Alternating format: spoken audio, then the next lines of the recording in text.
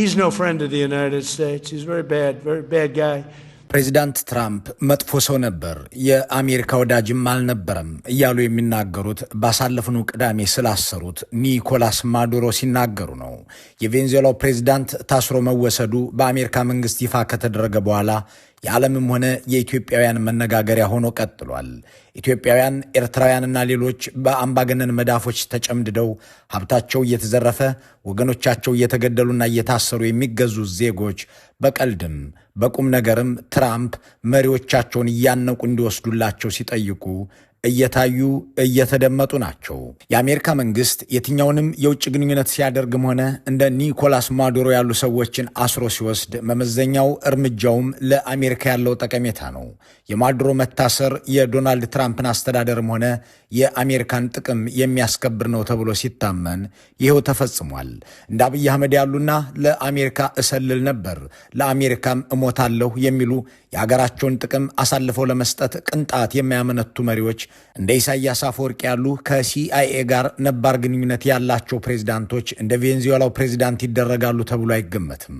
በአንድ በኩል እንደ ኒኮላስ ማዱሮ አገር ቬንዙዌላ ያለ የተፈጥሮ ሀብት የላቸውም። በሌላ በኩል የተፈጥሮ ሀብት ቢኖራቸውም ይህንን ገላልጠው ሰጥተው ይገባሉ እንጂ ስለ አገራቸው ክብር ብለው የእነሱን ውርደት ሊመርጡ አይሟገቱም። ዶናልድ ትራምፕ የህዳሴ ግድብን በማስመልከት በቦምብ እንደሚመታ ሲናገሩ የአሜሪካ ገንዘብ ነው የሰራው ብለውም ሐሰተኛ መረጃ ሲያሰራጩ ግብፅና ኢትዮጵያ ወደ ጦርነት ሊገቡ ሲሉ አስታረኳቸው እያሉ በአደባባይ ሲደመጡ አብይ አህመድ አንዲት ቃል ሲተነፍሱ ወይም የአገራቸውን ጥቅም ለመከላከል የአገራቸውን የባንዲራ ፕሮጀክት ህዳሴ ግድብን መልካም ስሙን ለመጠበቅ አንዲት አረፍተ ነገር አላመለጠቻቸውም።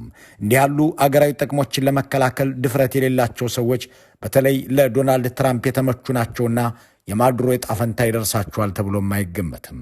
የአገርን ህዝብ አትግደል አታስርብም የሚል ተግሳጽ ከዶናልድ ትራምፕ መስተዳደር የማይመጣባቸው የኢትዮጵያው ጠቅላይ ሚኒስትር ከአሜሪካ ፕሬዝዳንቶች ሁሉ እሳቸው እንደሚበልጡባቸው ሙን ነው።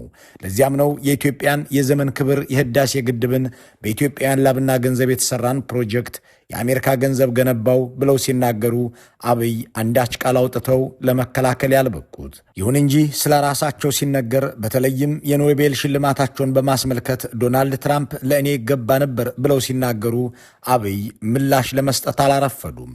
ከአገራቸው ይልቅ ኖቤላቸው የሚያሳስባቸው ከህዳሴ ግድብ ስምና ዝና መጥፋት ይልቅ የእሳቸው የኖቤል ሽልማት የሚበልጥባቸው ጠቅላይ ሚኒስትሩ ይህንን በማስመልከት ሲናገሩ ይህ መባሉ ልክ አይደለም አሉ። If President Trump complained, it must go to Oslo, not to Ethiopia. የብልጽግናዎች አለቃ በዶናልድ ትራምፕ ላይ አስተያየት ለመስጠት ብቅ የሚሉት በአገር ጉዳይ ሳይሆን እንዲህ ባሉ የግል ጉዳዮቻቸው ላይ የአሜሪካው ፕሬዝዳንት ተሳስተዋል ብለው ሲያምኑ ብቻ ነው። እናም ምንም እንኳን ኒኮላስ ማዱሮን የሚያስንቁ አምባገነኖች ቢሆኑም እንደ ማዱሮ የአገርን የተፈጥሮ ሀብት አላስነካም ብለው የሚከራከሩ አይደሉምና እንዲህ ያለ ነገር ከአሜሪካ በኩል አይገጥማቸውም።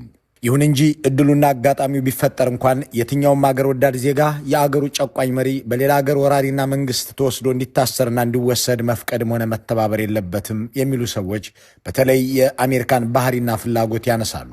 አሜሪካ ሳዳም ሁሴንን ብትሰቅልም፣ ጋዳፊን ብታስገድልም፣ ማዱሮን ብታስርም ለህዝቧና ብሔራዊ ክብሯ እንዲሁም ደህንነቷ ካለው ጠቀሜታ አኳያ ነውና የዋሽንግተንን ጣልቃ ገብነት መናፈቅ የአገርን ሉዓላዊነት ማስደፈር ይሆናል። የትኛውም አምባገነን ከተቻለ በራሱ አገር ህዝብና ትውልድ ገፋ ካለ ደግሞ እንደ አይሲሲና አይሲጄ ባሉ ተቋማት ተጠያቂ የሚደረግበትን ስርዓት መፍጠር እንጂ የኔን ሰይጣን አሜሪካ ተስቀለው ብሎ መመኘት የተገባ አይደለም ብሎ የሚናገሩ ሰዎች የኢትዮጵያውም እንዲሁ መሆን አለበት ይላሉ። ሰዎች ይህንን በአሜሪካ ጣልቃ ገብነት ላይ ያላቸውን ተስፋ እንዲመረምሩና ሉዓላዊነትን ማስደፈር የሚያስከትለውን አደጋ እንዲገነዘቡ ያስፈልጋልም ብለው ይናገራሉ። የብልጽግና ገዢዎች በዶናልድ ትራምፕ ዘመን ከአሜሪካ ጋር እሰጥ አገባ ሲገቡ አይስተዋሉም። በጆ ባይደን ዘመን የፈጸሟቸውን ጸረ አሜሪካ ተግባራት፣ ንግግሮችና ዘመቻዎች ግን ዘንድሮ አድርገዋቸው ቢሆን ኖሮ ተንጠልጥለው ለመወሰድ ሩቅ ቢሆኑ እንኳን ከበድ ያሉ ቅጣቶች እንደማይቀሩላቸው በማዱሮ ላይ የሆነው ማሳያ ነው። ፕሬዚዳንት ትራምፕ በኒኮላስ ማዱሮ ላይ የወሰዱትን እርምጃ ሲያብራሩ እንደተደመጡት የመጡት ዋና ጸባቸው ጸረ አሜሪካ መሆን ነው። ይህንን ጸረ አሜሪካ ተግባር ደግሞ በዋናነት የመሩት ራሳቸው ጠቅላይ ሚኒስትር አብይ፣ ተከታዮቻቸው፣ የአገር ውስጥና የውጭ መንጋዎቻቸው በጋራ ሆነው ነው። እሳቸውም አሜሪካን ጎረምሳ ሀገር፣ ታሪክ የሌላት ሀገር እያሉ ይዘልፉ ነበር። ታሪክና ክብር በበቂ ደረጃ የሚያኮራ ማንነትና ነፃነት ያለው ህዝብ ስለሆነ ዘመናዊ ኮሎኒያሊዝም ሊያመጡብን የሚፈልጉና ምን ማድረግ እንዳለብን እንኳን እንደማናቅ ለሚያስቡ ሀገራት በከፍተኛ ማስተዋልና ትብብር ለነዚህ ጎረምሶች ማስተማር ማሳየት ያስፈልጋል። እነዚህ ጎረምሶች ዘመናዊ ቅኝ ገዢዎች ወዘተ የተባለችው አሜሪካ ነበረች። ጎረምሳ፣ ታሪክ አልባ፣ ትናንት የተፈጠሩ እያሉ የሚዘልፉትም የአሜሪካን እሴትና ስቴት ነበር። ኒኮላስ ማዱሮም ይህንኑ ሲል ከርሞ ነበር። የኢትዮጵያው ማዱሮ ግን ይህንን የተናገሩት በዋይት ሃውስ ውስጥ ትራምፕ ሳይሆኑ ባይደን እንደነበሩ ስለሚያውቁ ነው። ሲሆን አልታየም እንጂ እንዲህ ያለው ንግግር በዘንድሮ የአሜሪካ አስተዳደር ላይ የተነገረ ቢሆን ኖሮ በምስራቅ አፍሪካ እንደ ጋዳፊም እንደ ሳዳም መደረግ እንደ ማዱሮ መታነቅ የሚችል ባይሆን እንኳን እንደ ኪም ጆንግ-ኡን በማዕቀብ የሚኮራመት መሪ ሊታይ ይችል ነበር። የብልጽግናዎች ጠቅላይ ሚኒስትር ከጆ ባይደን አስተዳደር ጋር የነበራቸው ቅሬታ ስንገድልም ስናስርብም ከሻቢያ ጋር ተባብረን የዘር ማጥፋት ስንፈጽምም ዳኛ አትሆኑብን የሚል ነበር። በእርግጥ የባይደን አስተዳደር ዳኛ ሆኖ በአዲስ አበባ አገዛዝ ላይ ቀይ ካርድ ሲስብ አልታየም። አንዳንድ ቢጫ ካርዶች በማሳየት አትግደል፣ ቢያንስ ወገኖችህ ላይ አትጨክን፣ የውስጥ ችግርህን ተነጋግረህ ፍታ የሚል ተግሳጽ ግን ነበራቸው። ይህንን በመጠየቃቸውም ብልጽግናዎች ተቆጡ፣ ደጋፊዎቻቸው ሰልፍ ወጡ። አሜሪካ እጅሽን አንሻሉ፣ ነጩ ደብዳቤ ለነጩ ቤተ መንግሥት እያሉ ማመልከቻ በዘመቻ ለመጻፍ ሞከሩ። የአሜሪካን ባንዲራም እናቃጥላለን ብለው ዛቱ። ኢሰፓ የኢትኖራ ገበሬዎች ኢምፔሪያሊዝምን አስጠነቀቁ እያለ እንዳሰራጨው ሁሉ ብልጽግናም የአዲስ አበባና ሸገር ሲቲ እናቶችን በዘይትና ስኳር ኩፖን እያስገደደ በማስወጣት አሜሪካን አወገዙ፣ ሰማንታ ፓወርን አስጠነቀቁ ብሎ አዘገበ። የአሜሪካን መጥፋት የሚተነብዩ ፕሮፌሰሮችም የአገዛዙን የፕሮፓጋንዳ ልሳናት ሞሉ።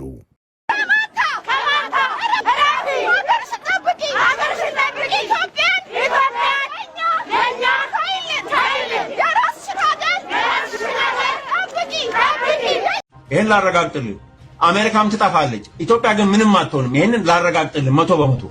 አሜሪካ እኮ ኦልሬዲ ውስጧ ተወርውሮ አልቋል። ይሄን በግልጽ እንነጋገር። ትራምፕ እኮ አሳይቶናል። እንደኒህ ፕሮፌሰር ያለ ሰው የአሜሪካን መጥፋት የሚመኝ አንደበት አሜሪካን ፈርስት፣ አሜሪካን መልሶ ታላቅ ማድረግ ወዘተ የሚል መፈክር ተግባርና እርምጃ ባላቸው በዶናልድ ትራምፕ ዘመን ቢሆን ኖሮ ነገር እንደማይቀልለት እየታየ ነው።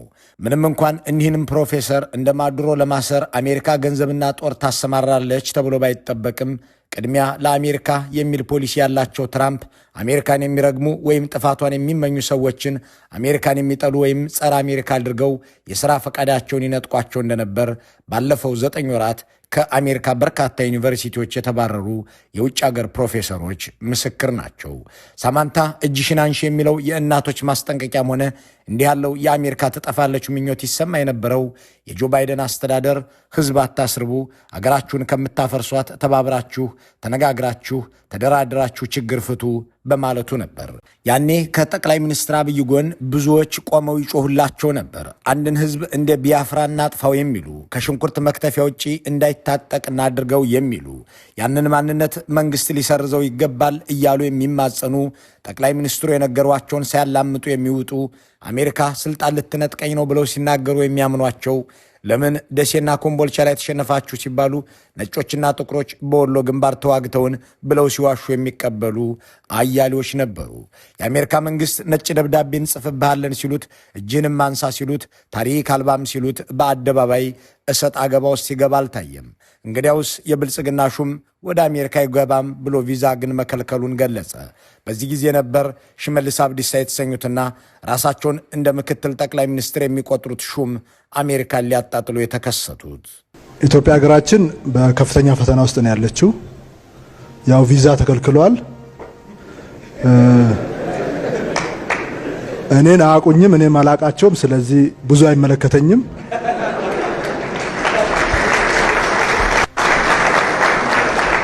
ሞያሌና አድዋ ለመሄድ ቪዛ አስፈልገኝም።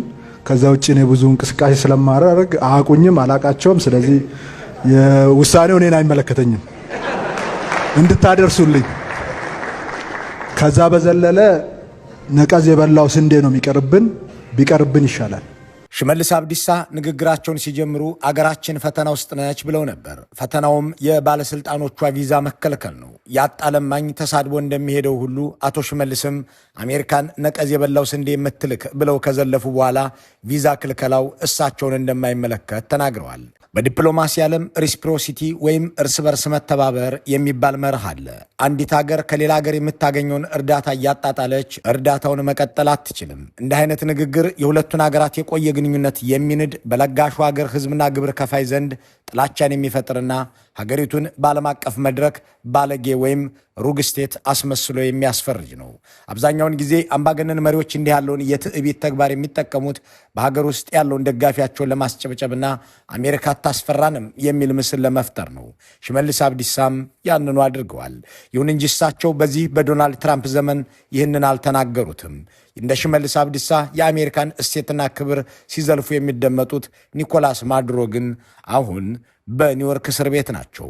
ብልጽግናዎች አሜሪካ አታስፈራራንም፣ እሷን የሚገዳደር መሪ ያለን፣ ዶናልድ ትራምፕን ልክ ልካቸውን የሚናገር መሪ ያለን ለማለት ሲቃጣቸው የሚያሰማሩት ደግሞ እንደ ሌንጮ ባቲ ያሉ የሐሰት ባንዲራዎችን ነው። የኢትዮጵያን ኤርላይንስ ቢሾፍቱ ላይ በተከሰከሰበት ጊዜ ትራምፕ ደወለ። ያው እንደ ማንኛውም ሀገር መሪ በአደጋው ላይ ለተሰዉ ኢትዮጵያኖችና ሌላ አገር ዜጎች አዘኔታውን ገለጸ። ከዛም በኋላ ቀጥሎ ያለው ብላክ ቦክሱ ላክ ነው ለዶክተር አብይ እና ከዶክተር አብይ ሳቅ ነው መጀመሪያ መልሱ ሳቅ ነው እና ብላክ ቦክሱን ዶክተር አብይ ወደ አሜሪካ አላከም። ብዙ ጊዜ ነው ደውሏል ትራምፕ እና እኔ ለእናንተ ለኢትዮጵያ አስቤ ነው እና በሚሳኤል በአውሮፕላን በተለያየ መንገድ ሊመቷችሁ ነው፣ ያንን ለማስቀረት ነው የምደውለው አለ እና ዶክተር አብይ የሰጠው መልስ ከማን ሀገር መሪ ጋር እየተነጋገርክ እንደሆነ ታውቃለህ ወይ ነው ያለው። ከኢትዮጵያ መሪ ጋር እኮ ነው እየተነጋገርከው ያሉት፣ ይምቱና እንታያለን ነው ያለው ማለት ነው። ሌንጮ እያሉን ያሉት አብይ አህመድ ልክ እንደ ማዱሮ ናንሞካከር ብለው ነበር፣ ኑ ግጠሙኝ እያለም ይፎክር ነበር እያሉ ነው። አብይ ናይዋጣልን ብሎ ነበርም እያሉ ነው። ሌንጮ ቅንድባቸውን ከፍ ዝቅ እያደረጉ ይህንን በሚናገሩበት ወቅት ግን ዶናልድ ትራምፕ ስራ ላይ አልነበሩም። ለአንድ ሚኒስትርነት ለዓመታት ሲባዝኑ የነበሩት ብርሃኑ ነጋም አስተምራ አስመርቃ ስራ ሰጥታ ለዘመናት ያኖረቻቸውን አሜሪካን ለመዝለፍ የበሉበትንም ወጭት ሲሰብሩ ነበር። ሳውዲ አረቢያን ዝም ብላ እኛ ላይ ቁጣ በዛች በማለትም አብይ አህመድን አትናገርብኝ እስከ ማለት ደርሰው እንደነበር አይዘነጋም። ይህ ሁሉ ሲሆን ብልጽግናዎች አንዳች የገጠማቸው ነገር ነበረ ማለት አይቻልም። ምክንያቱም እንዲህ ያለን ከሰላንቲያ የማይመቻቸው ዶናልድ ትራምፕ ያኔ የአሜሪካ መሪ አልነበሩም። አሜሪካን ታላቅ የማድረግ ጉዞ ላይ ነኝ የሚሉት ፕሬዚዳንት ትራምፕ የአገራትን የተፈጥሮ ሀብት መቆጣጠር ላይ ያተኮሩ ከመሆናቸው በተጨማሪ አሜሪካን የሚተናኮሱና ከአሜሪካ ጋር ትከሻ የሚለካኩ መሪዎችን እንዲሁም አገራትን ሲታገሱ አልታዩም። ኢራንን ሄደው የደበደቡለት ይህንኑ ለማድረግ እንደሆነ ሲናገሩ ተደምጠዋል። ማዱሮን ያሰሩትም አሜሪካ ማን እንደሆነች ለማሳየት ጭምር ነው ብለዋል። የውጭ ጉዳይ ሚኒስትራቸው ማርኮ ሩቢዮ ደግሞ ያሉን አለቃ ያዘዙህን ማድረግ አለብህ ካሉህ አሉህ ነው ሲሉ የመደመጣቸው ምክንያት ይኸው ይመስላል። ከኒህ ፕሬዚዳንት ጋር አትጫወት አይምራህም እያሉ ማስፈራርተዋል። And I hope what people now understand is that we have a president. The 47th president of the United States is not a game player. When he tells you that he's going to do something, when he tells you he's going to address a problem, he means it. He actions it. Don't play games with this president's in office because it's not going to turn out well. ማርኮ ሩቢዮ ከጥቂት ዓመታት በፊት እና አብይ አህመድ አሜሪካን ጎረምሳ እያሉ ሲዘልፉ፣ እነ ሽመልስ አብዲሳ የነቀዘ ስንዴ የምትልክ እያሉ ሲሳደቡ፣ እነ ሌንጮ ባቲ ቁና ሙሉ ውሸት ሲያከታትሉ ቢሰሙ ኖሮ ከአለቃዬ ጋር እንዲህ ያለ ጨዋታ አትጫወቱ ይሉ ነበር የሚለውን እንተወው። የአዲስ አበባ ገዢዎች ለዶናልድ ትራምፕ በተደጋጋሚ የተላላኪ አድርገን ተማጽኖ ያቀረቡ፣ ድግስህ ላይ ጥራን ብለው የሚለምኑ እንጂ እንደነ ማዱሮ የአገሬን ሀብት አሳልፌ አልሰጥም ሊሉ እንደማይችሉ ህዳሴ ግድብ ምስክር ነው። ወጉ ይድረሰኝ ብለው የአየር ኃይል አዛዡ ይልማ መርዳሳም እንዲሁ ለማድረግ ሞካክሯቸው ነበር። የዶናልድ ትራምፕን ንግግር ተከትሎ አየር ኃይሉ ተዘጋጅቷል ብለው ምድር ሀበሻን አስቀውት ነበር። የሆነው ሆኖ ብልጽግናዎች እጅሽን አንሺ፣ ነቀዙ ነው ስንዴሽ የሚቀርብን፣ ታሪክ አልባ ጎረምሳነሽ ወዘተ እያሉ አሜሪካን የዘለፉት ዶናልድ ትራምፕ ቤተ መንግስት ባልነበሩ ጊዜ ነው። ጠቅላይ ሚኒስትር አብይ ከብዙ ጸረ አሜሪካ ዘለፋና ንግግር በኋላ የቀራቸው ነገር በደህናው ዘመን በያኔው የትዊተር ገጽ በአሁኑ ኤክስ ላይ ፎሎ ያድርጓቸው የነበሩትን የአሜሪካ ፕሬዚዳንቶችና ፖለቲከኞች አንፎሎ ማድረግ ነበርና ይህንኑ አደረጉ። ጠቅላይ ሚኒስትር አብይ ዶናልድ ትራምፕን ትዊተር ላይ አንፎሎ ያደረጓቸው ፕሬዚዳንቱ ስልጣን በለቀቁ በጥቂት ወራት ውስጥ ነበር። ለዚህ ደግሞ ምክንያታቸው እነ ጆ ባይደን ነበሩ። የብልጽግናዎች አለቃ እንዲህ እንደ ዛሬው የጦር ወንጀለኛ፣ ጄኖሳይዳል ወዘተ የሚሉ መግለጫዎች ከስማቸው በፊት መጠራት ሳይጀምር ያኔ ኖቤል ተሸላሚ፣ ሪፎርሚስት፣ ካሪዝማቲክ ወዘተ እየተባሉ በሚወደሱበት ወቅት በትዊተራቸው በኩል ዶናልድ ትራምፕን፣ ቢል ክሊንተንንና መሰል የአሜሪካ ፖለቲከኞችን ይከተሉ ወይም ፎሎው ያደርጉ ነበር። ሆኖም በ2020 ምርጫ ትራምፕ በሚሸነፉበት ዕለት አብይ ከኢሳያስ አፈወርቂ ጋር ሆነው በአገራቸው ሕዝብ ቅርስና ታሪክ ላይ የከፈቱት ታሪካዊ ጦርነትና ሰብአዊ ጭካኔ አስወገዛቸው። ዓለም ሁሉ የኖቤል ሰላም ሎሬቱ ጦራቸውን አዘመቱ እያለ ይጮህባቸው ጀመር። በጸጥታው ምክር ቤት ውስጥ በነጋ ቁጥር ዋና መነጋገሪያ ኢትዮጵያና አብይ ሆኑ። ሚዲያው፣ ፖለቲከኛው፣ ዲፕሎማቱ አንድን ህዝብ ወደ ኋላ 100 ዓመት መመለስ አሊያም ከምድረ ገጽ የማጥፋት ተልዕኮ ያላቸው መሪ አድርጎ ይናገር ጀመር። ዘመቻው ከዋናዎቹ ሚዲያዎች በተጨማሪ ፌስቡክና ትዊተርም ላይ ሆነ። በዚህ ጊዜ የብልጽግናዎች አለቃ ተበሳጩ። ከዚያም በሚያዝያ ወር በ2013 ዓ.ም አንድ ማለዳ ላይ ተነስተው ትዊተር ላይ የሚከተሏቸውን ሰዎች በሙሉ አንፎሎ አደረጉ።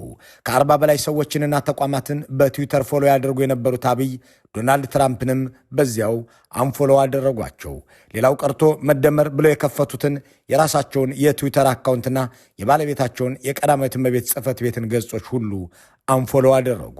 እንዲህ ያለ ታሪክ ያላቸው ብልጽግናዎች በአገራቸው ሕዝብ ላይ በሰሩት ወንጀል፣ ባፈሰሱት ደምና በዘረፉት ሀብት በአገራቸው ልጆች ከሳሽነትና ዳኝነት ፍትህ ሲያገኙ እንጂ በሌላ አገር መሪ ተወስደው ሲጠየቁ ማየት የሚመረጥ ነገር አይደለም የሚለውን ቁም ነገር መነሻ በማድረግ ያዘጋጀነው ጥንቅር በዚሁ ተጠናቋል። መልካሙን ሁሉ በመመኘት እንሰናበታለን።